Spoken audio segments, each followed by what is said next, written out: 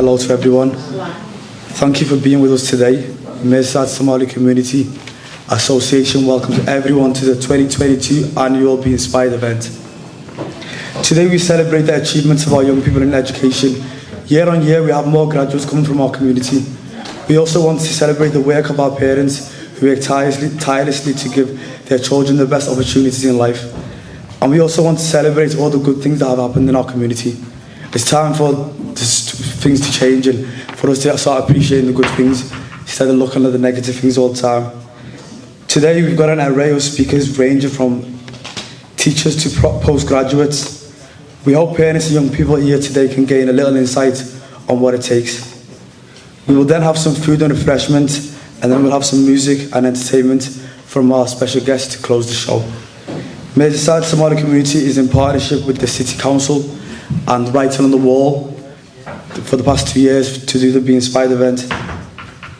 First up, I'd like to welcome Dr. Badr Abdullah, Head of Architectural Engineering and Building Services at Liverpool John Moores University. Badr is also a chair at the Liverpool LMS Mosque, formerly known as Al-Rahma Mosque. Welcome, Badr.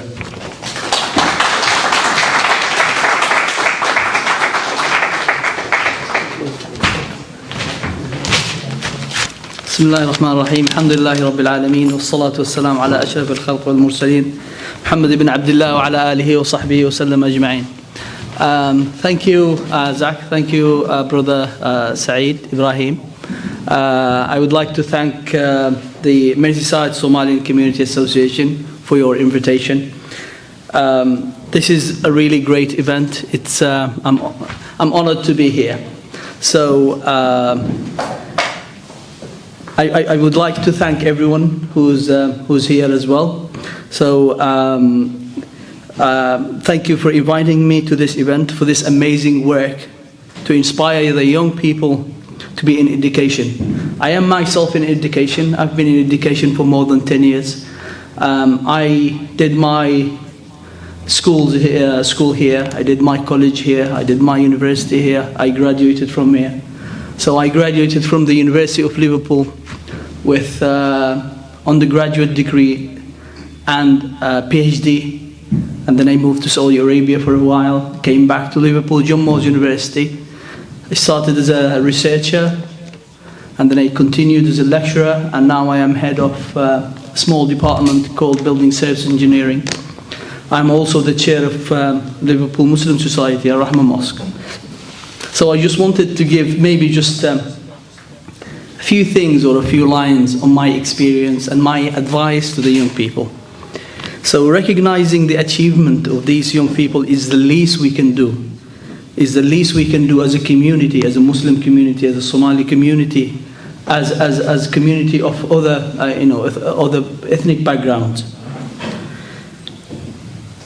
These educated young people are the future leaders of our community. We should invest in them, and there is no better investment than education. Education provides stability in life, and it is something that no one can ever take away from you. By being well educated and holding a degree, you increase your chances for better career opportunities and open up new doors for yourself. If you can dream it, you can achieve it. And education is the most powerful weapon you can possibly have. And with it, you can make your dreams come true. For a modern society, it is of utmost importance, as there are so many influences coming from all directions, and education can help you decipher these influences. It can mold people into functional members of society with the right kinds of values. Education gives you self-confidence, and self-confidence is a major part of being successful in life. It is your passport to your future, and you have now accomplished this first step of a successful journey, inshallah. Now, as graduates, your journey starts now, and you have so many years ahead of you. And please, I just wanted to make a few things that you can remember. as you start your journey. So always remember that there is nothing impossible. Dream big, work hard, and with the will of Allah, you will achieve your ambitions. Remember that you are the ambassadors of our community in the organizations and industries you will join. So be good ambassadors. Remember, it is also now your responsibility to your fellow younger brothers and sisters who have not yet gone to universities. They need inspiration, support, and guidance to reach this stage that you are in today. Also remember that your families and your communities have supported you throughout this journey, and without them you would not be here. There are so many ways to return the favor and support your families and communities. Your family and communities must never be forgotten. Thank you. Assalamu alaikum wa rahmatullah.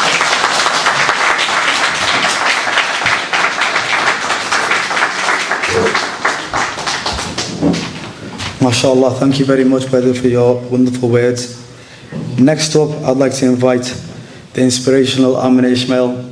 She won't like me saying this, but MashaAllah, she's amazing and a real role model for young girls growing up. Amina, she's had a decorated career in education. For 10 plus years, she's got experience working in Saudi Arabia, in the UK, in primary schools. And now she's doing great things as a community mobilizer for Liverpool School of Tropical Medicine. Welcome to the stage, Amina.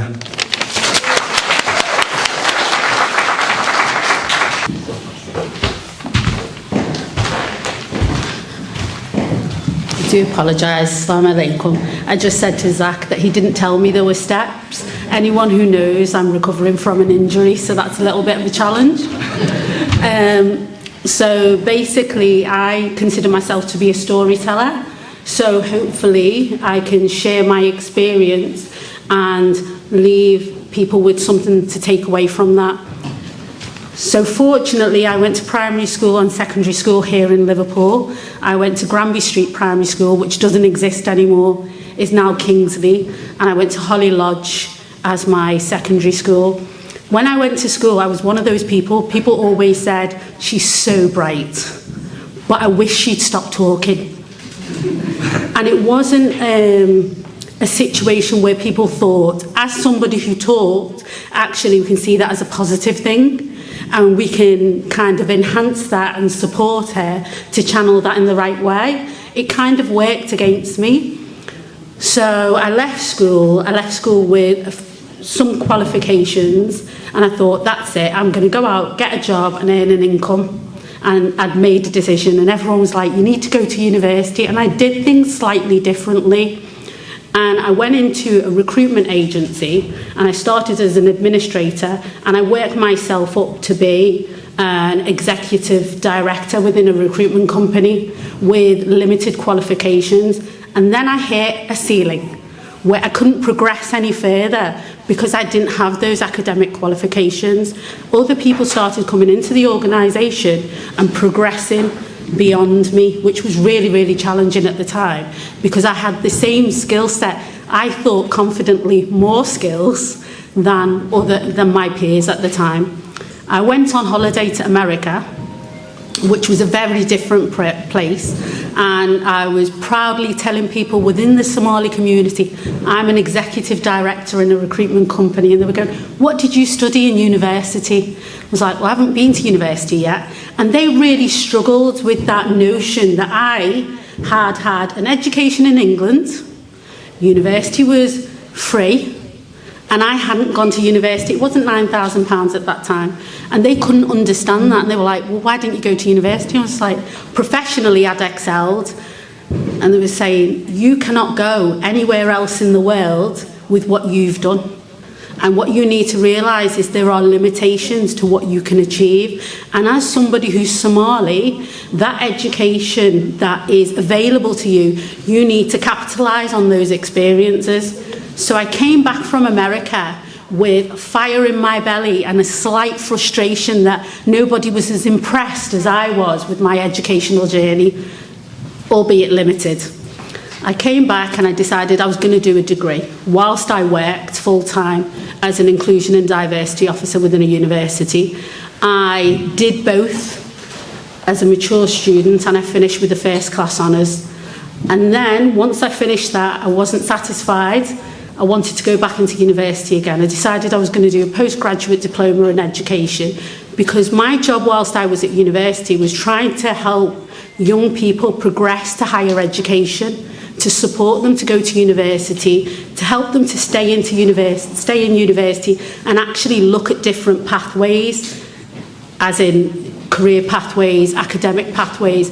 And what I found was I was saying to people, you should go into education, you should be a teacher, because that's where a gap is within our community. And everybody was turning around to me and going, why don't you become a teacher then, if you advocate for that so much? I was like, okay, I'm going to put my money where my mouth is. I did a postgraduate diploma in education and decided to be a primary teacher, which I'm not going to say wasn't one of the hardest things that I've actually ever done in my entire life. Juggling a postgrad academic programme and working in a school full-time is a challenge, but it was the most rewarding thing that I'd done. I went into schools all across Liverpool and children were looking at me saying, number one, they'd never seen a teacher that looks like me. You know, when I came across Muslim children, they were enamoured with me. They couldn't stay away from me. They wanted to sit near me. They wanted to talk to me. They wanted to find out more about, you know, how am I their teacher? When I met parents, they felt that they had an ally in the classroom. Okay, so what I find is a lot of people think, okay, teaching might not be the career for you, but you don't realise the power that you can offer young people who actually going to be following in your pathways by going down that route. And even if you don't want to be a teacher, what you can do is contact schools and communicate with young people, go into schools. And as a young person within the community, I've never been so proud of the Somali community as in terms of achievement, what I'm hearing and what I'm seeing as I am now. You can go into those schools and you can speak to young people about your journey and share that, and that's a challenge to you. But what I am going to say is after that I didn't stop, and I decided I wanted to do a master's in education. And I thought, okay, this isn't enough for me. What do I do next? And I applied for a job in the Middle East, and it was probably one of the best things I've ever done in my life. It took me away from Liverpool, but it helped me to grow as a person, financially, mentally, you know, in many, many different ways. And what I find is, and what I learned is that if you have qualifications, actually it does open up the world to you, and you can go anywhere in the world with them, which is beneficial. But actually what you can do is invest in the community that you're in as well. Yeah, multiple doors will open up to you. I know that academic qualifications and university is not the pathway for everybody. So what I will say is there are apprenticeships as well, which support people to progress. So whether you go to university or whether you decided to go for an apprenticeship, the opportunities are here for you. You're really, really fortunate. And I think there's lots of young people who've gone down that route already and have thrived, and well done to you. Want my 10 minutes? I talk too much, don't I? But if anyone wants to ask me about, you know, whether it's teaching or whether it's any other employment opportunities, and I can act as a facilitator in terms of signposting you to different organisations I'm aware of, that's a genuine offer. I'm happy to do that. And if anyone wants support around universities as well, I'm happy to signpost you and support you with that as well. Yes, thank you.